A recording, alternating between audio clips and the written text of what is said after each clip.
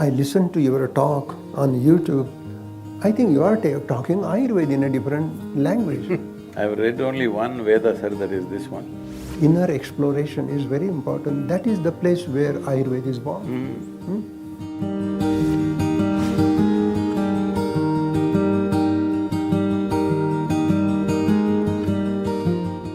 Namaskaram, all of you. Namaskaram.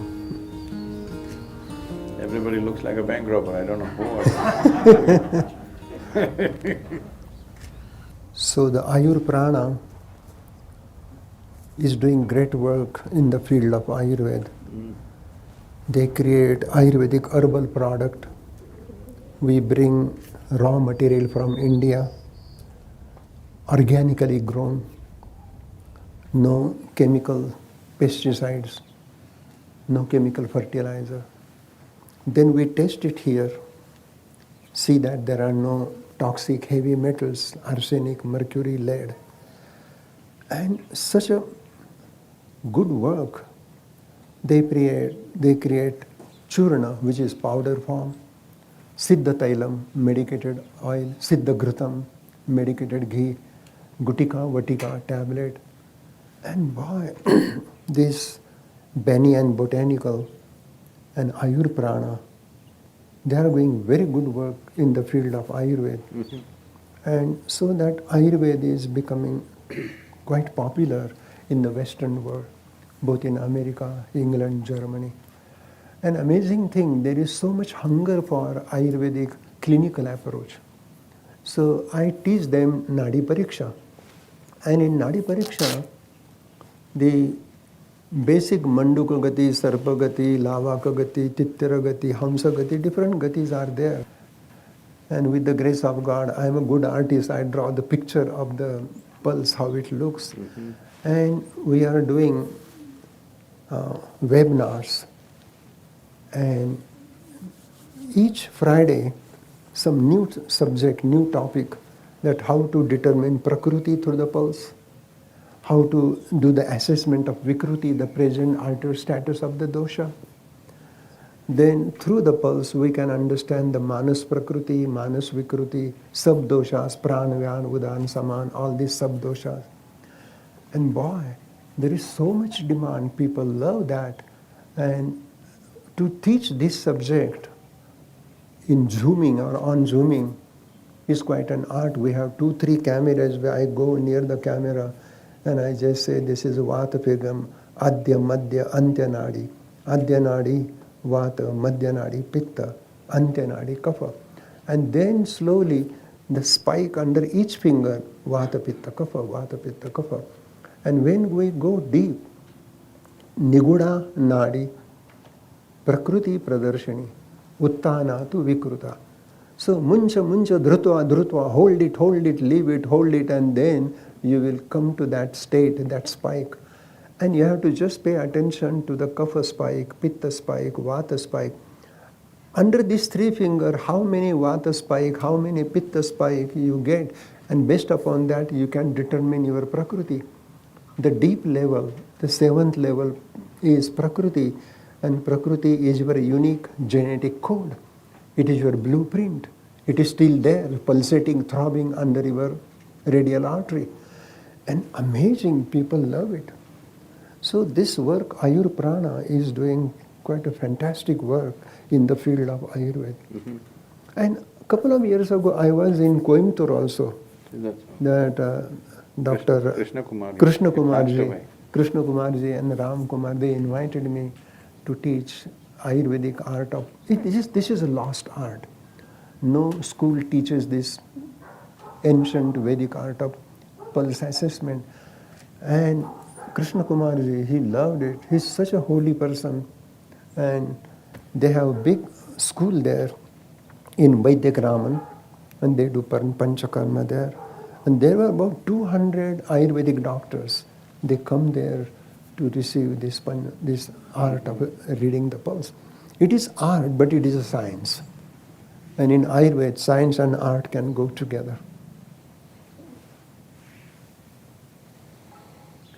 It is just that everything is put through the same microscope today. Correct. So, if you say, I love somebody, they will check your blood and prove to you that you don't. Correct. So, all the subtler aspects of life, well, see, the grosser aspects of life manifest strongly. Studying them is one way. The subtler aspects of life, their manifestation is subtle. Yeah, absolutely. So for everything, if you say, show me where it is, you cannot… I cannot even show you the air that you breathe. Correct. Nobody can prove that you're alive actually. There is no proof that there is life here. The heart is beating, but time will come when they will make the dead body's heart beat. It's not far away, I'm saying, they can pump the blood, they can make it work. So, there is no proof that we are alive either. So in a way, this… for everything gross physical proof will lead to a point where it's already happening, where life is not valuable, only the structures that we build is valuable. The fundamental life itself is not valuable. We are forgetting everything else that we built, the house that we built is only an accessory to our life. The clothes that we wear is only an accessory to our life. Correct. But these things have become bigger than life itself. Absolutely. That's the… So in a culture and atmosphere like that right now, it needs to get to its peak and go down. Absolutely. Till then, it's hard to convince people about the subtler dimensions. Beginning to happen, but still it's not mainstream. That's beautiful. This is so with Ayurveda, this is so with almost every aspect. Every aspect, right. And also, there is a… like we've been running a small manufacturing unit on an experimental level and also producing something to keep it going. So our work has been last 25 years to bring batch integrity to Ayurvedic medicine. It's simply not possible because the leaf that's plucked in the morning and in the afternoon it's different, seasons are different. We found the batch variations, the efficacy variations are up to 80%. Yeah. And if you take any of the top manufacturers, even there it is so. But today people are asking for batch integrity, like a chemical process, where every batch can be the same in a pharmaceutical. In Ayurveda and Siddha, it depends on the season, it depends on the rainfall, it depends on the sunlight, it depends whether you did the grinding in the morning or evening. Yeah. You can't do it whichever way you like. So, we are doing something very small, very, very small, but super effective. But when we try to expand it, it loses its thing. So we kept it very, very small. Now there is work going on to build a 1200-bed integrated hospital, which has both allopathy and this, because otherwise I find… see, today a whole lot of things are because of proximity of living populations in cities. Most people, as they're suffering chronic ailments, along with that they have parallel infectious issues.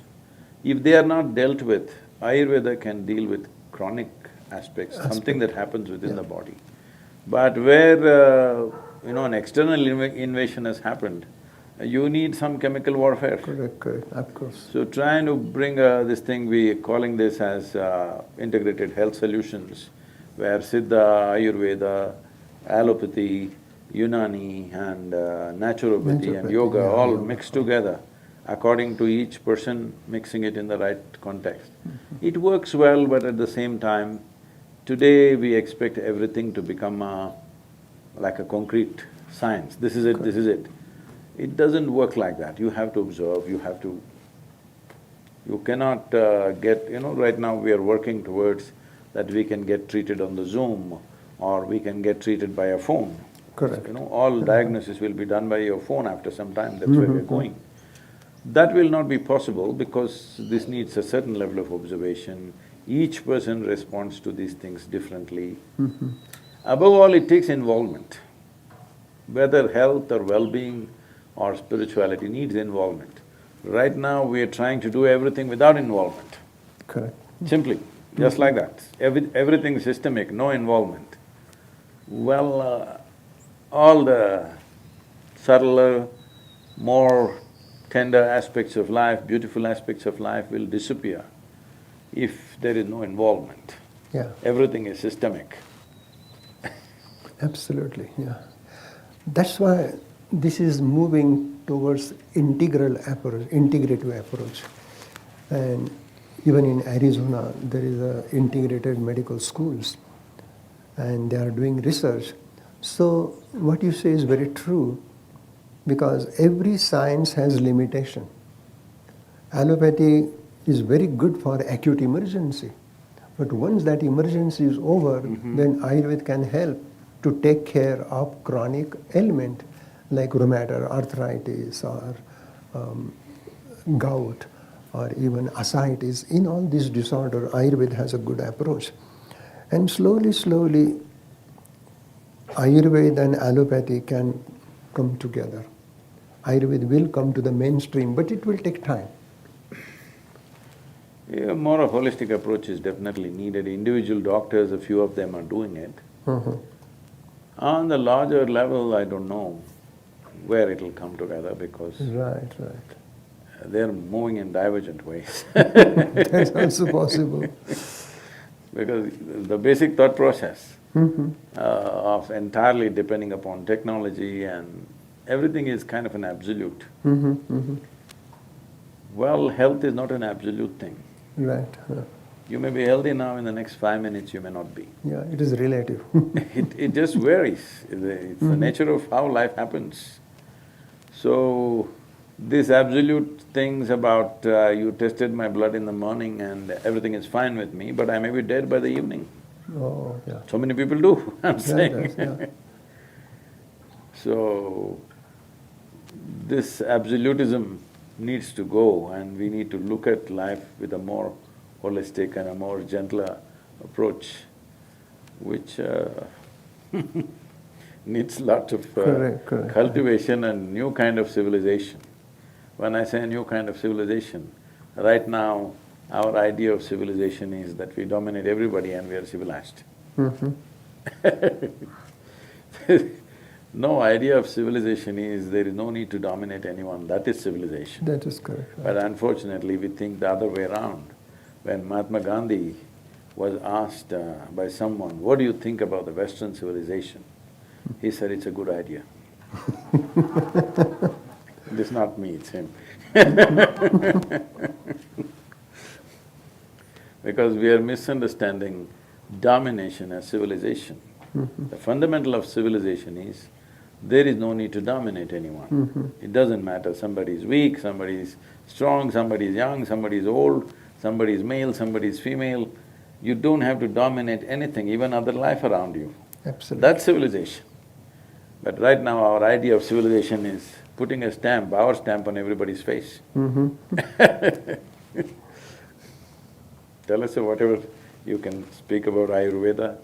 I'm an ignorant person on this things. So… No, Ayurveda is individual's medicine. Ayurveda treats every individual separately. In modern medicine, they do statistical observation, what is common in 100 people.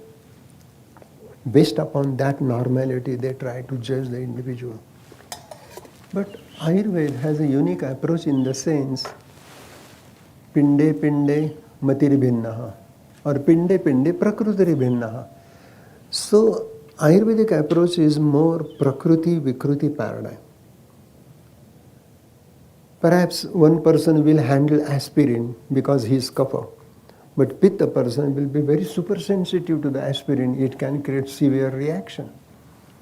So, Ayurveda says that to to understand the individual and then treat accordingly based upon his prakriti, vikruti, environment, lifestyle. All these have great significant value. And I listened to your talk on YouTube. I think you are talking Ayurveda in a different language. So if you say, I don't know Ayurveda, that is your greatness, but you are talking great principles of life, which is coming from ancient Vedic wisdom, Rig Veda and Atharva Veda. So Ayurveda is a way of life, I've read living only in one. harmony. I've read only one Veda, sir, that is this one. That's correct. I didn't read anything else. Other four I didn't read because I'm too illiterate for those. That is Atma Veda. Atma Veda is the mother of all Veda. So I don't have the burden of four Vedas sitting on my head. Correct. I respect them, Uh-huh. but I just read this and it's kept me busy. No, actually, Veda is born in the heart of Rishi. They observed it, they saw it, and they wrote it. No, that is a thing right now in the world. Yeah, right. If you say, if this happens to me all the time, if I say anything, they ask, where is it written? Right. Then I say, you write it, man. Because if you have so much value for written word, you write it. Mm-hmm. So, this whole thing of the so-called educated and scholarship is, if something is valuable, it must be written, not realizing it was written by some human being out of his realization or observation or whatever he saw right there. So it's not that we don't have respect for the written word, but we must understand that unless in every generation we produce human beings who are beyond the written word, who know from where the written word comes, from what basis, then written word will become very dogmatic and become like a dogmatic religion. People will start enforcing it in a few generations forcefully. Then they will say, you are pitta, so you must be beheaded. I'm saying I'm saying it'll happen. Yeah. For all kinds of things, people have been beheaded, isn't it? For all sorts of All sorts of. So it's very important that every generation we create people who understand the basis of the written word, not just the written word. Correct, right. Students will understand the written word, but there must be somebody who understands the basis of from where the written word comes, from what basis. So I think Ayurveda needs to do work on that aspect. Correct. From Vaidyas who are invested in it completely, their life was invested in it. Today they're going to college for 4.5 years and becoming Ayurvedic doctors, which I feel is not going to work for this kind of science. Correct, correct. This is not that kind of science, this needs self-observation beyond anything. How your own system works. If I don't know how mine works, how do I know how yours work? I'm saying right now, this is our medical sciences, unfortunately. How many doctors are healthy? It's a big question mark. Correct, right. So, it's very, very important that there has to be a certain, at least a small percentage of people in every generation who know the basis of the written word. Otherwise, just the written word will create a dogmatic process that it'll no more be a science, it'll become like religion. Correct, right. What I say is right. If you don't agree to what I say, you must either die or you must disappear. This this has been the approach, unfortunately. So producing those people like you with experience, in some way you must inspire people not just to become teachers, instructors, practitioners, but to imbibe the fundamentals. So that is also basic concept of Ayurveda, to know yourself, what you are. Self-knowing is the foundation of life. If I don't know myself, what is my prakriti, what is my vikruti, how thinking happens, how reaction comes, how emotion take place, this whole inner inquiry, inner exploration is very important. That is the place where Ayurveda is born. How will you live long if you don't know how to think and feel? Absolutely. People are thinking themselves to death. They're not working themselves to death. Most of them are thinking themselves to death. Correct. We are really happy I'm from Maharashtra and my mother tongue is Marathi. And in Marathi there is a saying, Sant eti ghara, tochi Diwali ani Dasra. Means when saintly person like you come home, that is really Diwali. And this Dasera, is a Diwali, they have you said celebrated Dasera, right Diwali. now it's Dasera only. Yeah, Dashara. Dashara. Because this Diwali and Dashara, the 10 doors of perception, Pancha Jnanendriya, Pancha Karmendriya, and all these sensory perception, motor action, if we bring harmony in that, it is really that Dashara. And Diwali is the festival of light. And you are the light, and light is within you. So, in that way, such a highly enlightened Guruji, Sadhguruji is here. So it is truly Diwali and Dasara, because Dasara brings Diwali. So thank you, dear. You have done wonderful thing. I'm from Mysore. I just forgot to bring my elephants. Dasara is a big event in Mysore city. Right. You know, it's every year just going and gathering there for the procession, and then so many things happening. I must tell you, right from my childhood I've been to many Dasara processions. Always my parents took us when we were very young, later on we went. Then when I was probably 16, 17, I thought, what is there in that procession, and we get a holiday, we go somewhere else and all that. One Vijayadashmi day, I got involved with a small orphanage where there were about 42 children were there. These kids, if I just go there to play with them something, they would just come and… You know, the way they hug you with the desperation is unbelievable. Then I said, I asked them, Dasara is there, have you seen the procession? None of them had seen. Some of them were 12 years old, many of them were like 4, 5 like this. So I decided to take all of them. I hired a cargo truck, you know, a small truck like a matador, it used to be called, a little one.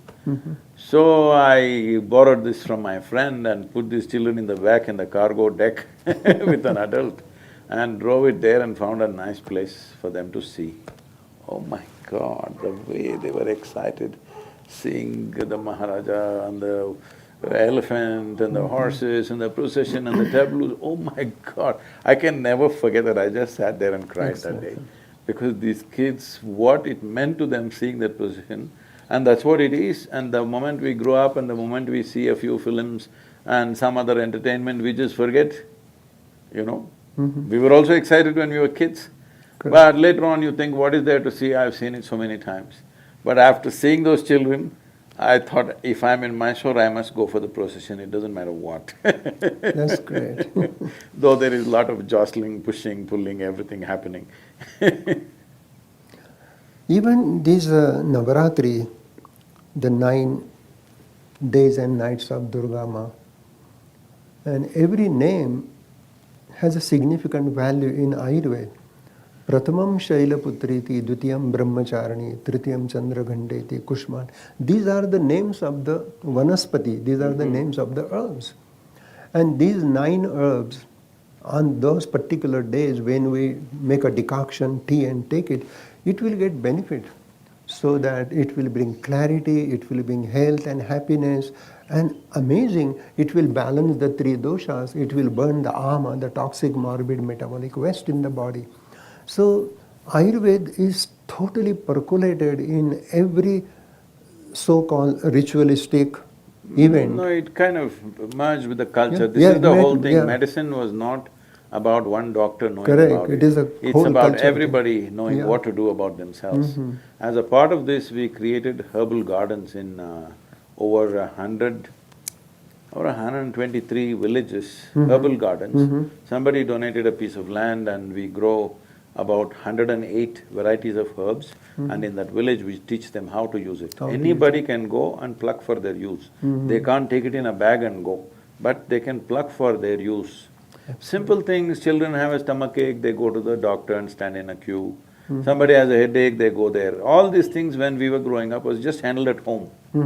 Now for everything there is a consultation, for everything First of all, going and standing in the clinic like you are already sick. Okay, your stomach is upset, you are not sick. It's just that, body wants to get rid of something. You're not sick. But in today's terms, if you have a little bit of loose stools, you're sick. If you have a little bit of headache, you're sick. So we started this whole thing and still it's going on, the village people are maintaining it. I would like to ask you one question. In the tribal cultures in southern India, plants are identified as masculine and feminine. In Ayurveda, is there such a thing that there are feminine herbs and masculine herbs? It's very simple, it is based upon Shiva Swaroday. If you take a leaf, there is a central, that is Shushumna. If you hold, because every leaf has a solar side and lunar side. The shiny side is solar, it takes solar energy, and the rough side is lunar. And if you look at the plant, the stem, and then there are horizontal lines. If you count those sira, that is called sira, if it is even number, so it is a female tree. If it is odd number, it is a male tree. So male-female can be detected through how many horizontal lines are there on the leaf. This is amazing, very fascinating. And rasa virya vipak of the plant. Rasa is the taste, virya is the energy, heating and cooling, and vipak is the post-digestive effect. And then prabhav, achintya virya prabhav. Prabhav is the action on pilupak and pitharpak. Pilupak is happening at an atomic level to the cell membrane, and pitharpak, pitar means parents, which is the genetic factor. So the herb goes up to the genetic factor onto the RNA, DNA level. So this is very interesting that male plant and female plant we can detect just by looking at this. Shiva Swarodhar is another wonderful science of Surya Swar, Chandra Swar, Ida, Pingala, Shushumna. And even in every plant there is a Ida, Pingala, Shushumna. So Ayurveda is really talking about male trees, female trees. Now when I came here in Santa Fe, I was teaching Ayurveda in Santa Fe College of Natural Medicine. And there were so many here Native American herbs, chamomile, comfrey, angelica, even they use Krishna Kamal, which is passion flower. And passion flower is good for high blood pressure. And there is a Hathon Bedi. So we studied, and I wrote a book with one of my friend and student, Dr. David Fraudy, and we worked together. And that book is... I know Dr. Fraudy, we've had Yeah. So we were working together in Santa Fe. And that book, we have explained Ayurvedic herbs and Native Indian American herbs. And they have incredible healing power. But we study them through Ayurvedic basic principles of Rasa, Virya, Vipak and Prabha. And that book is very popular now here. So, male and female energy, Shiva Shakti, Purush Prakriti, Yin Yang, Ida Pingala, it is there in the plant. So how evolved is this herbal treatments among the Navajo people, for example? How evolved is their treatments of herbal medicines? These Navajo people, they do the pestle and mortar and they collect the herb and they grind it and make a decoction, make a juice or make a tea, herbal tea. But they have very spiritual ceremony. And they make a fire ceremony and they bring the herb and they use the herb. So their approach is very spiritual. And along the same line, there is a great spirituality in Ayurveda also. Because they are calling their whatever, I don't know, religious or spiritual leaders as medicine men. Yeah, medicine man. man. I'm trying to understand how far is the medicine going? Yeah, medicine man, they are doing that work. And in a group healing they are doing also in a tent, they call TB, and they make a fire ceremony. And the medicine man comes, there is a pipe ceremony, they smoke some herbs and they get intoxicated. It is like peyote, something like that. And it is so spiritual, but then it becomes very square because they don't have the logic how it works. And Ayurveda has a logic, plus Ayurveda has Sattvam, Atma, Sharirancha, both. No, Ayurveda is from a tropical nation, Yeah, tropical land where there are hundreds of herbs. herbs are Here there. it's a very meager Limited, what's huh? available. Yeah, yeah. So that's why I know they have that spiritual side, hallucinogenic side, all that. But in terms of actual medicine, how many herbs are there? Is it reasonably substantial? And you are right, because in India we have 3,000, more than that. Here maybe a couple of hundred herbs. The herbs here are limited, but we have plenty of herbs. Even Triphala is such a great herb, it cannot grow here. Some herbs there. Triphala is becoming worldwide wonderful herb, and it is the best for balancing Vata. Haritaki controls Vata, Amalaki, Pitta, Bipidaki, Kapha. So this Triphala itself is a rasayan, and Triphala itself is an antioxidant enzyme. It removes free radical and it gives longevity of life. So it is a rasayanam. So there are that much rasayana herbs may not be here. No, they're definitely not there. No. Except in a tropical nation. In a tropical nation, right? It is not available. Even among tropical climates, probably nowhere else there are as many herbs as there are in India, because Correct. We have for plenty whatever of reason, I mean, I have not found a logical or a scientific reason for this, but handful of soil in southern India has over 10,000 species Wow. of microbes and other things in a handful of soil. Amazing. Nowhere else on the planet it is like that. Why it is like that, what made it that way, I don't think anybody has made a study as to why it is so, but the fact is it is so. It is so, right. So, that much microorganism naturally produces that much variety of life. The people have forgotten that how we are is very related to the number of plant life, the variety of plant life there is, variety of animal life, the variety of insect, worm life and microbes that are around us, how rich it is. Right. That's how rich our life is, and that's how evolved and complex and sophisticated our life becomes. That's completely forgotten. Everybody is thinking if you eat so much protein, so much vitamin, so much this, everything is going to be okay. Well, you may grow your muscle and be there, but Correct. all the subtleties of life may disappear from your life. So, in that context, there is very limited amount of herbs here. But I'm sure traditional people somehow should have managed their health with that. Manage their health, correct, right. Even in Ayurveda, they use a Shrunga Bhasma, the Harina Shrunga Bhasma. And after certain year, the antler drop out. And that Mruga Shrunga is used for cardiac complication, for disease like arthritis, rheumatism. So then a thought came, why it is so medicinal? So then they realized that the deer eat weeping willow's bark, weeping willow's leaves. And that weeping willow is the natural source of aspirin. Then they found nowadays they are using aspirin to prevent heart attack. It is a blood thinner, it is an anti-inflammatory. But in Ayurveda, they are using Harina Shrunga or Mruga Shrunga Bhasma. And we can use Mruga Shrunga Lepa to the external joint, and that will act as an anti-inflammatory. It will relieve the swelling, pain, and inflammation much under control. Right now, everywhere videos are going around on the WhatsApp and everything in the social media, that every day if you touch a cow, hug a cow, do this, you will get mental and emotional balance. Absolutely. Yeah.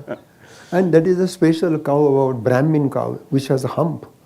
And they say that Brahmin cow hump has a Sushumna Nadi that goes to her udder, and that absorbs solar energy.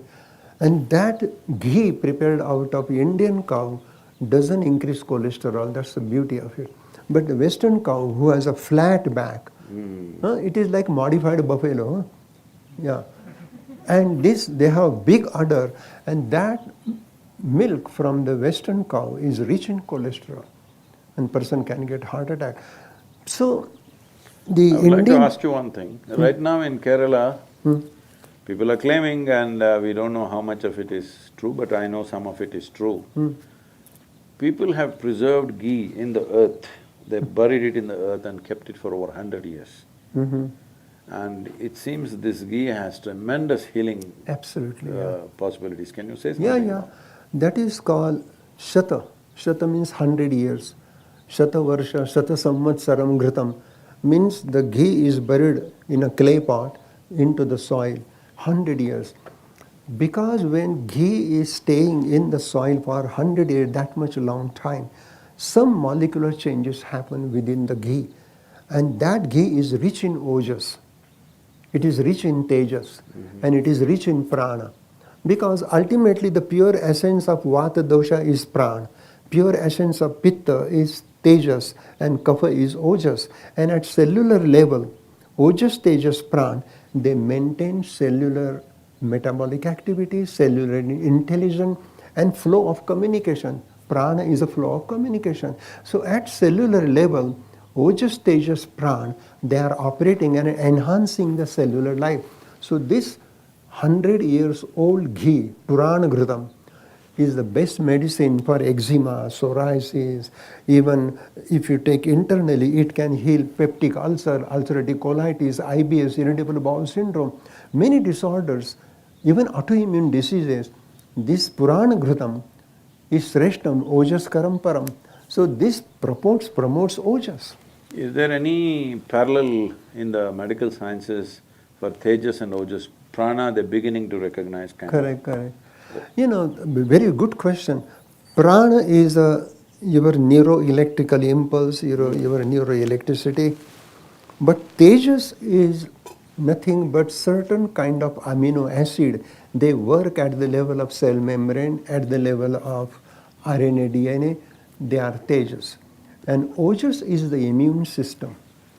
So, Ojas, Tejas, Prana, these are three important factors. They maintain the life of a single cell. The single cell can live longer. And that's the beauty. But there is no parallel. One thing is there, when liver destroys the old red blood cell, and out of destruction of RBC, the hemoglobin comes out and the heme is separated, and globin part is ojas in the liver. That's why doctors give gamma globulin shot to prevent hepatitis. So that globulin is a very special protein, maybe resembling to the ojas. Tejas is amino acid, liver enzyme, because liver is a seat of 5 bhutagni. Every ether, air, fire, water, earth has a Agni component. Nabasa Agni, the Agni component of space.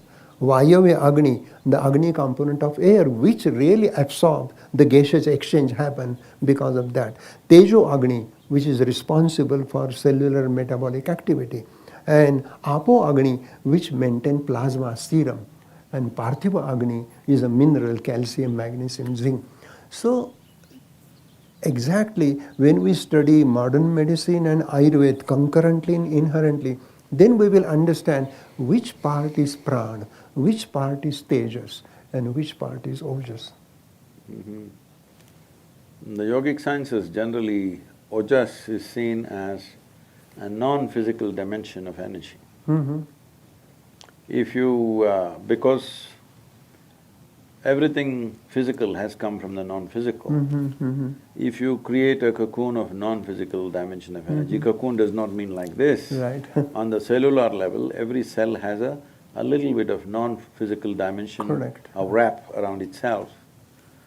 That cell will continuously regenerate itself at a pace that is considered miraculous. Correct.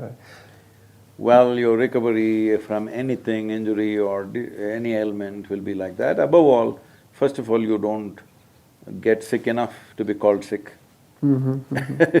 Depending on how violently you live. Right. When I say how violently, See, you're living a nice peaceful life, I live a violent life, I'm on full speed on a motorcycle.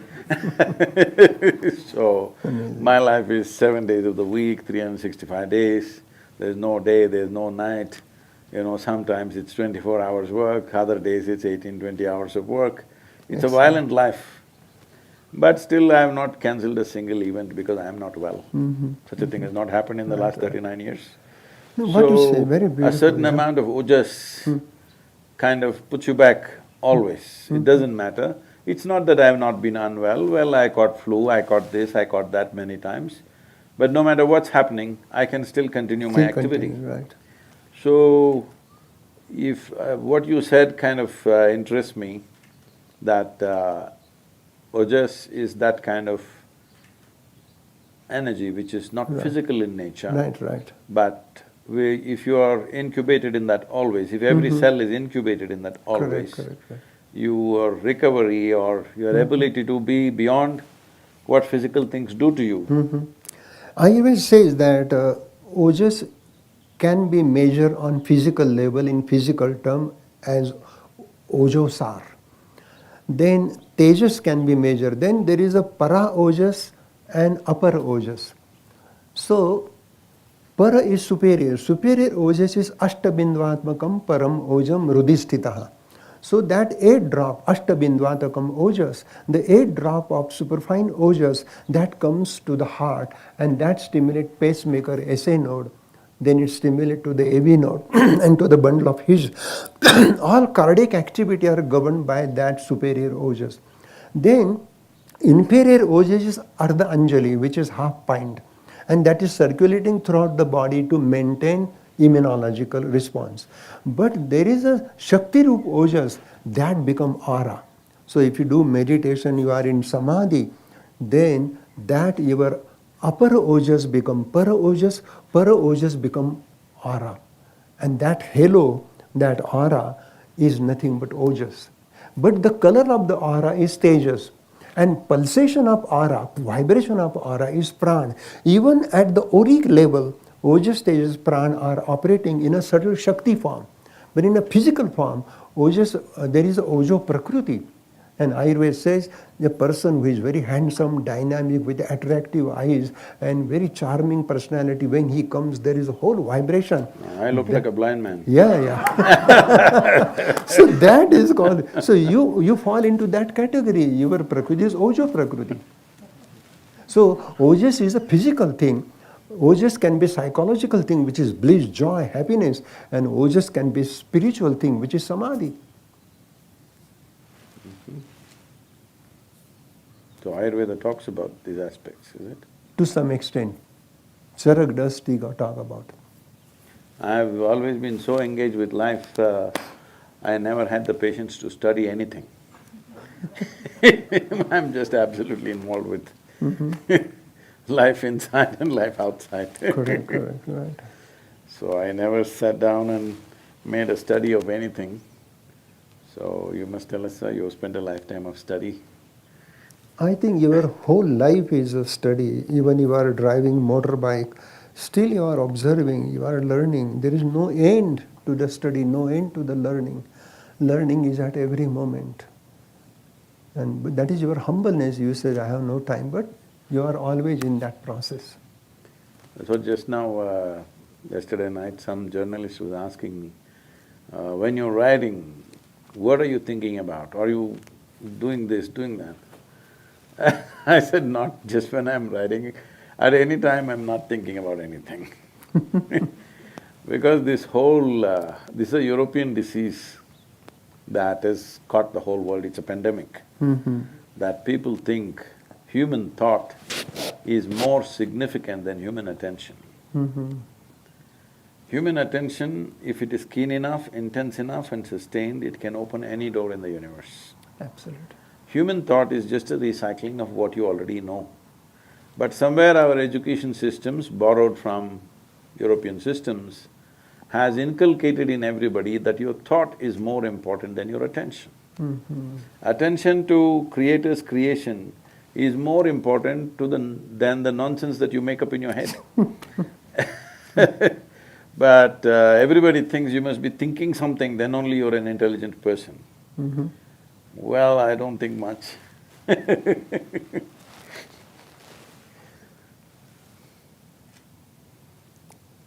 Great. That's why my face didn't become long.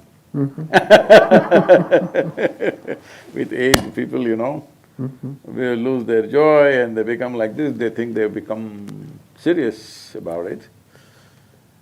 Well, I think seriousness is the worst ailment.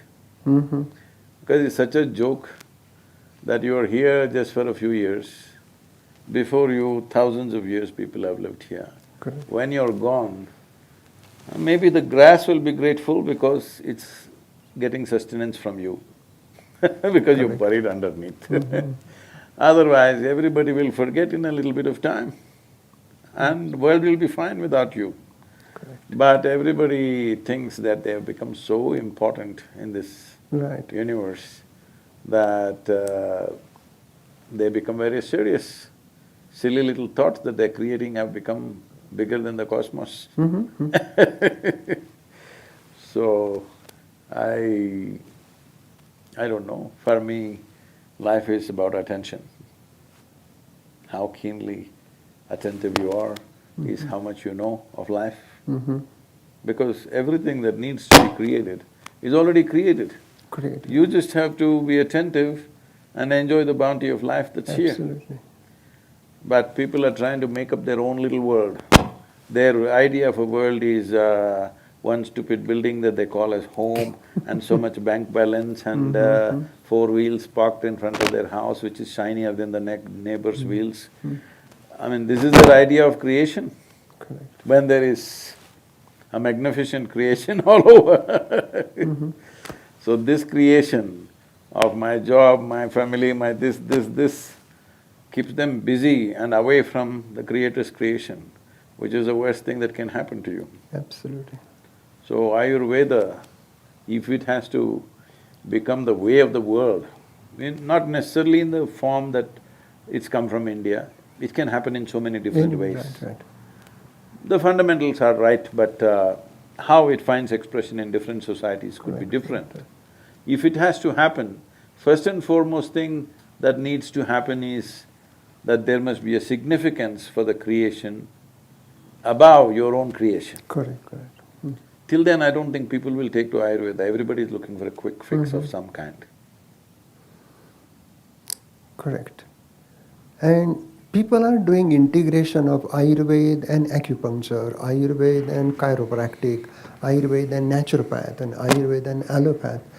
Because Ayurveda is all-inclusive and it doesn't mean that it belongs to India, it can belong to anywhere. So that's why you're getting me into trouble. When I said I said, if… I spoke in the United Nations and I said, if yoga is Hindu, gravity must be Christian. So, even now the people who think they're more Hindu than me are hitting me every day. Oh, wow. Because they think I gave up yoga. They don't understand if it has to become universal, its identity has to rise. Right, right, right. When first I came, people saying, oh, this is a Hindu medicine. I said, no, no. It's okay, just Yeah. we'll manage. Ayurveda is not only Hindu medicine, it is for every religion, it is beyond religion.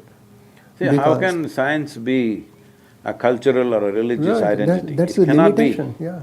So goes for Ayurveda, so goes for yoga. Yeah, yeah. Unless we understand this, then we will keep it cloistered as we have done for thousands of years. Why Ayurveda has not become the universal system of medicine when it was one of the oldest forms of Correct, medicine, correct. with such complexity, over 100,000 formulations. Right. Even modern pharmacopoeia doesn't have 100,000 formulations. Absolutely, yeah. But it doesn't become because a constipated approach, we've not stepped out and offered. So yesterday some journalist was asking me, because every day they're on social media asking me all kinds of questions. I was standing next to an antique Coca-Cola vending machine, an old one which is not in use right now. I was in Sedona and I was telling this person, That see, if you go to any Indian village 10 years ago, everybody had heard the word Coca-Cola. Yeah. But most people did not know what is yoga. Indian villages I'm talking about, not Native American, Indian villages. Our kind of India, I'm saying. Why is it? Simply because you're constipated in your approach. If we try to push it, you say, oh, you're marketing.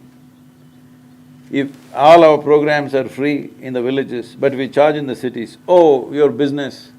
Ray, what's wrong with business, I'm saying? Business means somebody needs something and you decide to provide that to them. And if there is no transaction, you can't keep it going. How long will you keep it going? Correct, right. It is not about personal profit, it is about making sure the activity is sustainable, isn't it? If I did this first 2.5 years when I thought, after one big experience happened, I wanted to share this. First 2.5 years, I had done business for about 5.5 years by then. First 2.5 years, I spent all my savings and did programs and programs, free programs. Then I ran out of money, then I went through a struggle, what to do, should I collect money, not collect money, because always there's a tradition that, spiritual process, you should not collect money. Then I saw when the fools come to a program without money, they're behaving like they've gone to a cheap cinema. Halfway through they want to get up, go out, smoke and come back. The moment you charge them, they sit there. Then it has a value. Yeah, see, the unfortunate reality. They make a commitment, I will be here for these 10 days or whatever. But their word has no value. The moment they pay even 5,000 rupees, they will sit there. They paid So for whose it. problem is it? Yours or mine? Money is not my problem, it's your problem. So now we are trying to change that. It is… the most valuable thing should be well marketed. Correct, right. Whether it is spirituality, yoga, Ayurveda, siddha, Absolutely, it yeah. must be well marketed, presented in a way that people will appreciate and embrace. Absolutely. Not in some archaic way that nobody wants to do it. Your idea of spirituality is, nobody should do it. All right? Some weird thing you want to say, that only some yogi who is in some cave in Himalayas only does yoga. Nobody else does it, because you presented it that way. Correct. It is very important, it is presented, if it's well presented, you call it marketing. I don't see anything wrong with marketing, it must be marketed. Right. If that's a word you like, we will use that word, yes, let's market it well. Let's sell it well. I never think in my mind of selling anything, but now everybody is saying, oh, this is market, this is business. No, I'm particularly consciously using the word sell. Yes, I will sell yoga. Correct. It's up to you. They're selling Coca-Cola also, carbon dioxide Correct, they're correct, selling. correct. You want to buy that or you want to buy this, make up your mind, because your market is in your head. What can I do? The only place that you go to is a marketplace. Do you go to any other place? Hello? The only place people want to go to is a marketplace, isn't it? Marketplace, right. Shopping. Yes. So if that is the only place you go, that is the only place I can also be, unfortunately. But my mind is not market. But I'm okay, whichever way it works in the world, I'm all right with it. Because I live in the times that I live. Absolutely. I don't live at another time and be impractical about it. People… like one day I'm in Chennai, I had to speak in some conference, he's in a hotel, and somebody is driving, and this man is a very civilized driver. He's unfit to be in Chennai, I'm saying. He's driving slowly behind somebody. I said, just stop it. I made him get down, I got into the driver's seat and I did some aggressive driving. Went there because I made this commitment, I will be never late to any event. Then now, after this some terror attacks and things in every hotel in India, there is a security check at the gate. It's a meaningless nonsense most of the time. They're just thinking the terrorist will get scared. There is just one tiny little barrier gate. If I have bombs loaded in my car, I will drive through the damn gate anyway, all right? That guy doesn't have a gun, that guy is not standing with a bazooka to stop me, nothing. He's just standing with one mirror and one whistle. What That's is he all. going to stop a terrorist? Because it's a law, they've all put up two guys there. So one car went and the gate was up and I burst through that because I'm going to be late. They all started whistling. I went and parked there, got out of the car, ran into the hotel. I was there on time, I finished my conference and I came out after an hour. Some journalists were there when I ran in. The way I blasted into I entered the portico maybe at 50, 60 kilometers per hour.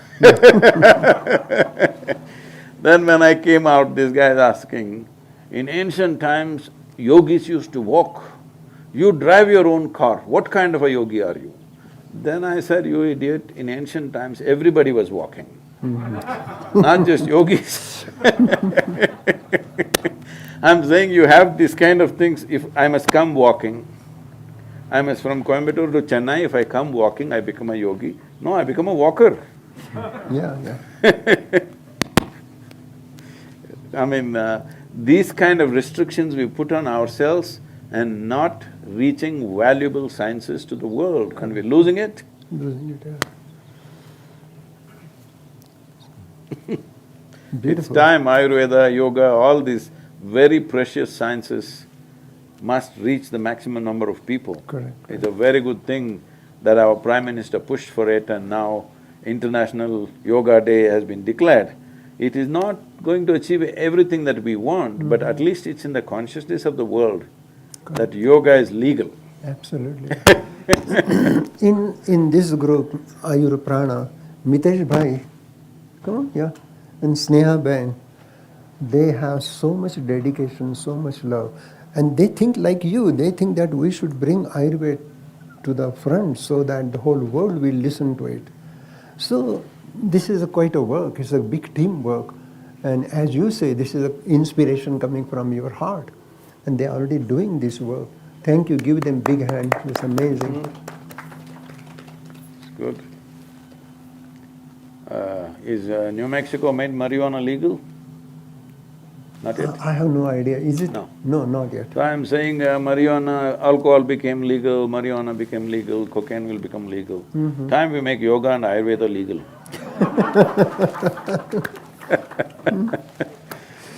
Thank you, sir. I don't want to take too much of your time. Thank you.